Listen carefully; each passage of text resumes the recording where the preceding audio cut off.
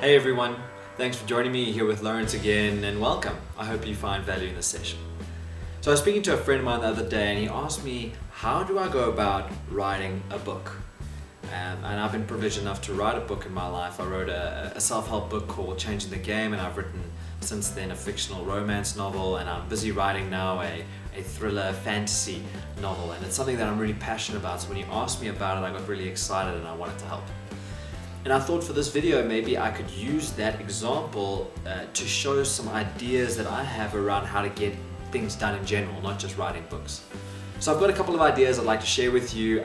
None of these ideas are really what I've come up with. It's just ideas I've taken from other mentors of mine, books from David Allen being Getting Things Done, the 4-Hour Workweek, Systems Theory. I've just taken all these different concepts and I've mushed them together for something that makes sense to me, and hope it adds some value to you. So the first idea that I have is that you've got to have your end state. You've got to begin with your end in mind. They say that in the 7 Habits of Highly Effective People. Always begin with the end in mind.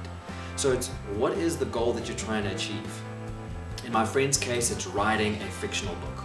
So you notice that's what the end state is, and then also ask yourself the question, why do you want to do it? Because when things get tough and when you don't feel like writing, that's the stuff that's going to make you motivated to keep going. So you're writing it to inspire people, to prove someone wrong, to change the world, to make a movie, whatever it may be. The second idea is, once you've got that high level goal, is to break it into tiny pieces. They always say you eat an elephant one bite at a time. And with big goals, big dreams, it's also taking one activity at a time. So looking at a book, you've got to come up with the heading or the name of the book. You've got to come up with the skeleton of the structure. You've got to come up with the intro, the body, the close, the climaxes, the plot. You've got to come up with the design, the look and the feel of the book. You've got to get a publisher, your marketing. There's so many different avenues. So what I suggest is just get a pen and paper, and when you think about this big goal, just say, what is everything I need to do? And jot down. Nothing's wrong. Just write down. Once you've kind of got all your activities that you need to get done, you can start to see, are there any things that I could batch together? That's the third idea, is batching. A lot of the times with these videos that I record, I like to do 3-4 recordings in one go. It takes 1 hour to record 4 videos and then another hour to edit them. Instead of doing 1 hour a week for one video, I batch 4 videos together.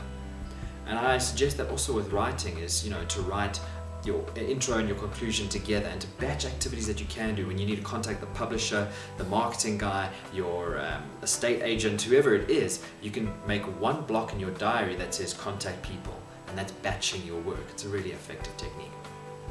So you've got your big vision, you've got the different activities, and you've batched them into groupings. The next step, and it's a critical step, is to set timelines. Because a goal is not a goal until there's a timeline, then it's just a vision or a dream. So it's about saying, when do I want to have the book done? I want to have it done 13th of July 2017. When do I want to have the heading done? 2014, whatever it is. And the trick about timelines, and this I read in 4-Hour Workweek, is that the longer the timeline is, the more complex the task is perceived. So shorten your timelines, make it really tight. If you don't make it, that's fine, but you're further than you would be if you made your timeline much longer. To get those nice timelines. So you've got now your vision, your activities, your timelines. The next step is to schedule it. So I use my own system. It's Outlook, and all I do is on a Sunday afternoon, I just get a pen and paper, I write down all my goals for the week, and then I put them into my calendar. So I say Monday morning, 8 o'clock, I'm going to record this video. At 9 o'clock, I'm going to edit the video. At 10 o'clock, I'm going to upload and share. So every single hour in my diary has been booked out. And when it gets close to that hour, I get a reminder that says, Lawrence, remember, recording the video starts at 9. And I just get myself prepared for it and I do it. So Sunday, I spend 2 hours planning my entire week, and then the whole week I just execute. And you've got to get a system that's reliable. If your system's going to fail, it's not going to work out. The second last step is to get an accountability partner. And that is so important. I've seen the value of that in my own life, where my girlfriend often will just push me and just remind me and say, Lawrence, you wanted to get this done, do it. Because the only person you're letting down is yourself. You're only letting your own dreams down if you don't work towards them. And just sometimes having that person that's going to say, remember, you said you were going to do this, you committed to it. Don't let yourself down. It's really powerful. And the last step is, as soon as you've made a goal, never leave that site without doing something towards attaining that goal. Tony Robbins always says that. So for example, if you want to lose weight and you've got your vision, you've got your activities, you've got your timelines, you've scheduled in your diary, you've got batch work, you've done everything perfectly, go to the kitchen, open the fridge and take out anything that is not aligned to your diet. Take out the chocolate, the ice cream, whatever it is that you don't want, throw it into the trash. Because you're committing yourself. You know, the universe never stands in our way for getting what we want, but they also don't have all green lights. You have to show the universe that you're committed and that you want this before you can attract it.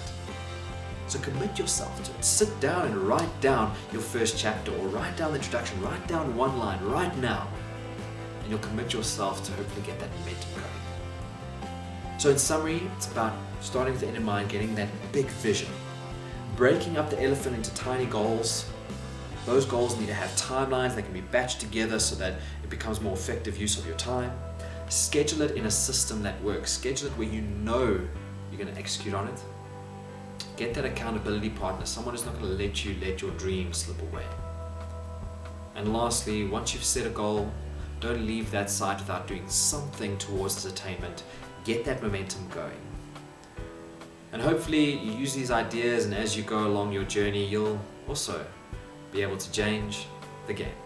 Guys, thanks so much for watching. I hope you enjoyed and found some value in what I said. If you want to further your self-awareness and self-development and go on this journey with me, there are 4 things you can do. The first one is subscribe to my channel. The second one is go check out my Facebook or Twitter accounts. I do daily posts, maybe that could inspire you. You can go and check out my book on Amazon, Changing the Game, 10 Perspectives to Taking Charge of Your Life. And lastly, go check out my website, www.lawrencebull.com, to go and see my newsletter, other posts, and other things that might be of interest. Hope to see you soon. Bye.